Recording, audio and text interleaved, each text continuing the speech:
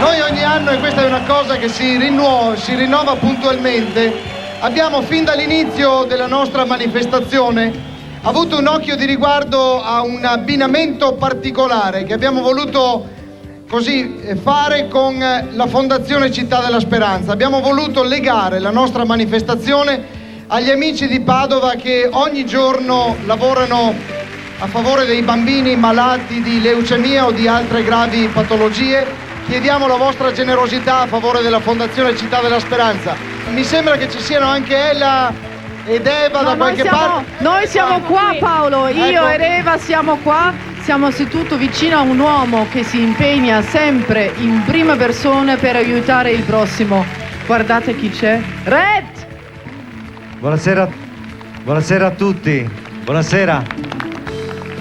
Noi con i Puri abbiamo fatto qualche concerto per questa associazione così importante, perché credo che noi tutti dobbiamo pensare che i figli e i bambini malati non sono figli soltanto delle persone che hanno la sfortuna di avere dei figli malati, ma sono figli di tutti quanti noi, perché potrebbe succedere a chiunque, ma soprattutto noi che abbiamo la fortuna di avere dei figli che stanno bene, dobbiamo dedicare un minimo di attenzione, un minimo di tempo alle persone meno fortunate. Questo noi da sempre lo facciamo perché riteniamo di essere 4 persone fortunate nella vita, nel lavoro, ed è il minimo che si può fare, ridare indietro un pochino di quello che abbiamo ricevuto.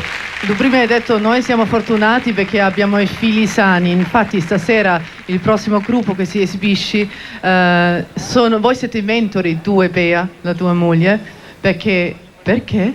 Beh, perché i Capsicum Tree è un gruppo formato da ottimi musicisti e lì in mezzo c'è un pezzetto anche del nostro cuore, insomma abbiamo la fortuna di avere 2 figli che stanno bene, che amano la musica, per cui alla batteria c'è Phil e ospite del gruppo a fare i cori c'è Chiara. Bene, per voi adesso si esibiscono questo gruppo, proviamo di dirlo bene, Capsicum Tree, che si chiama l'albero del peperoncino, con Scappa, i Capsicum Tree. Buonasera a tutti!